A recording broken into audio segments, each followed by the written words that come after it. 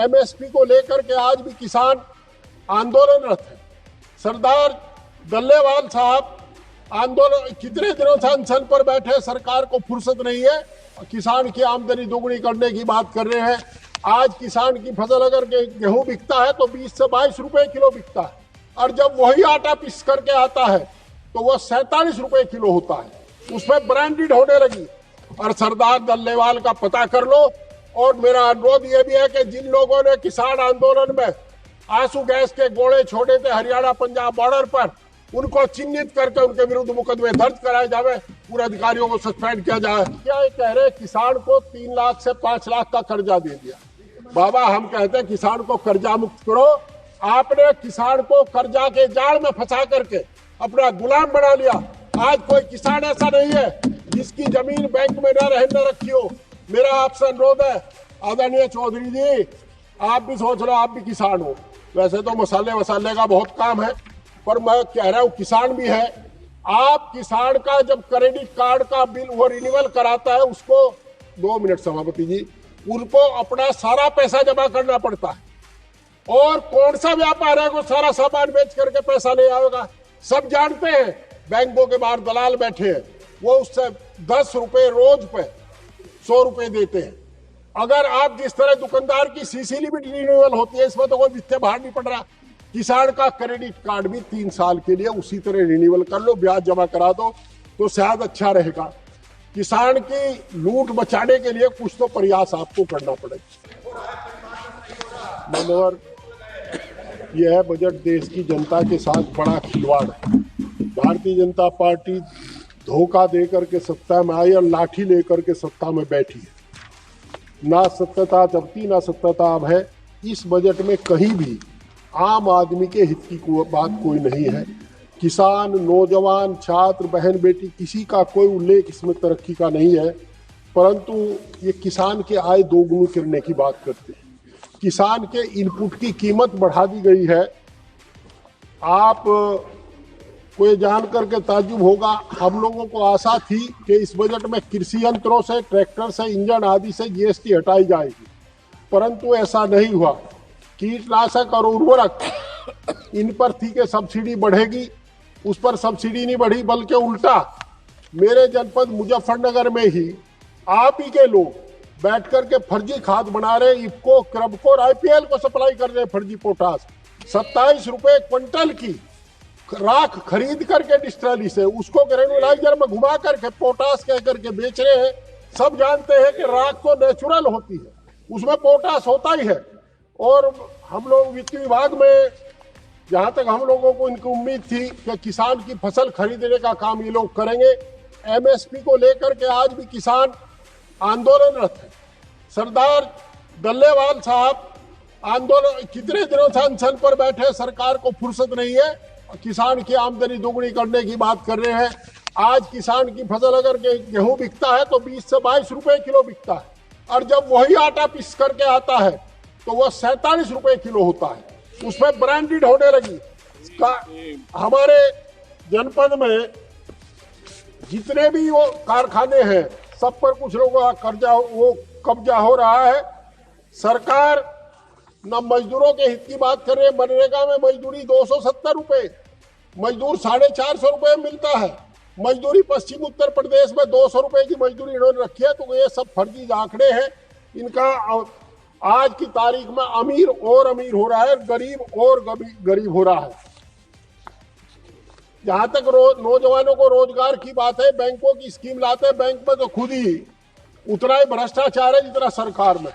आज सच्चाई यह है कि सरकार में बैठे लोग धनाढ्य होते जा रहे हैं। 3 एकड़ के किसान 5-4 हजार करोड़ के आदमी हो गए। ये इस सरकार का ही कमाल है। छात्रों की शिक्षा की बात की, आजादी की लड़ाई में जो आजादी के मतवाले थे वो कहा करते थे कि सिंचाई मुफ्त होगी, शिक्षा मुफ्त होगी, दवाई मुफ्त होगी। पर आज शिक्षा को इन्होंने गरीब के, किसान के बच्चों के हाथ से किताब छीन ली है। मेडिकल की शिक्षा हो, इंजीनियरिंग की शिक्षा हो, अन्य प्रोफेशनल कोर्स की शिक्षा हो, वो शिक्षा बहुत महंगी हो गई है। अब केवल गरीब का, किसान का बच्चा अदानी अंबानी के मजदूर पे बनेगा, ऐसा सरकार की नीति है।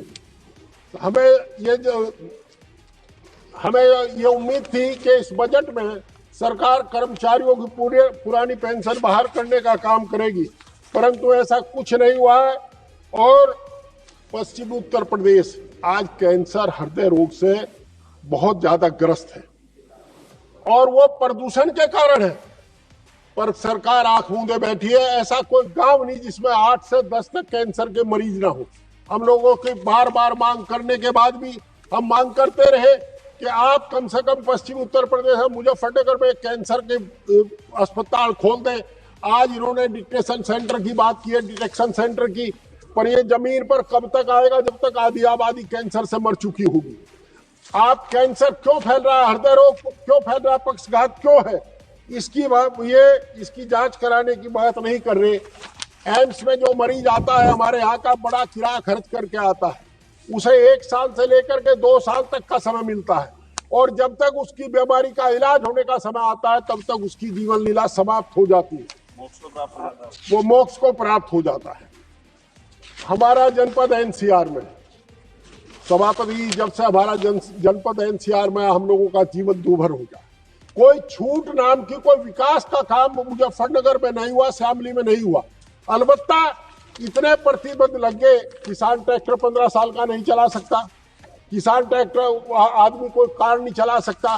हमारी मांग है कि इस एनसीआर से हमारा पंडा छोटो, हमें महाभियोग लगता है, महाबीमारी लगती है, इसे एनसीआर से बाहर कर दे या इन प्रतिबंधों को हटा दो। उद्योगों पर प्रतिबंध है। दूसरा, इसके साथ साथ एक रैपिड रेल चली, उम्मीद थी, बड़ी चर्चा हुई कि मुजफ्फरनगर तक जाएगी। हम मांग करते हैं कि मेरठ के बजाय उसे सहारनपुर तक चलाइए, बिजनौर भी भेजिए। तो रैपिड रेल चलाने की बात नहीं कर रहे। जहां तक बच्चों की बात करते हैं, ये कहते हैं बेटी पढ़ाओ बेटी बचाओ। अयोध्या की बेटी के साथ क्या हुआ? बहन बेटी सुरक्षित नहीं। बार बार ये कहते हैं, उसका उल्टा करते हैं। हमने मांग की थी, हमें अपेक्षा थी कि गांव गरीब की बेटी, किसान की बेटी इस शहर में आकर के स्कूल में शिक्षा प्राप्त कर सके। इसके लिए आप छात्रावास की व्यवस्था करेंगे। छात्रावास नहीं है गांव में, उच्च शिक्षा के संस्थान नहीं है, शहर में छात्रावास नहीं है।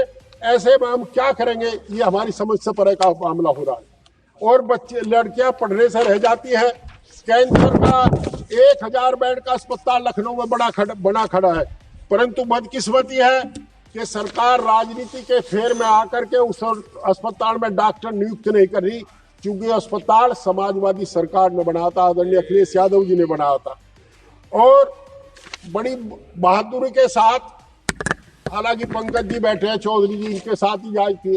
ये इतने सीनियर एमएलए हैं, पर ये डिप्टी वो बने हैं स्टेट, और जिनको बेचारे को, हाँ सीनियर एमपी है, कई टर्म के हैं, बहुत वरिष्ठ है, और इनकी कनिष्ठ जो है इनकी सीनियर है।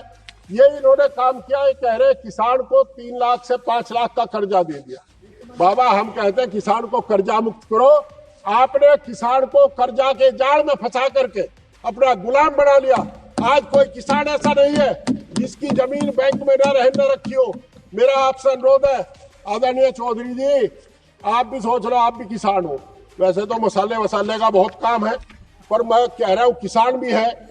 आप किसान का जब क्रेडिट कार्ड का बिल वो रिन्यूअल कराता है, उसको 2 मिनट सभापति जी, उनको अपना सारा पैसा जमा करना पड़ता है। और कौन सा व्यापार है वो सारा सामान बेच करके पैसा ले आएगा? सब जानते हैं। बैंकों के बाहर दलाल बैठे हैं, वो उससे 10 रुपए रोज पे 100 रुपए देते हैं। अगर आप जिस तरह दुकानदार की सीसी लिमिट रिन्यूअल होती है, इसमें तो कोई वित्तीय भार नहीं पड़ रहा।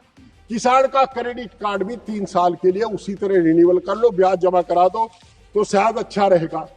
किसान की लूट बचाने के लिए कुछ तो प्रयास आपको करना पड़ेगा। प्रधानमंत्री ग्रामीण सड़क योजना है, 5 साल की गारंटी है, जो 3 साल पहले बनी थी उसमें टूट करके गड्ढे हो गए, कोई उसे देख नहीं पाता।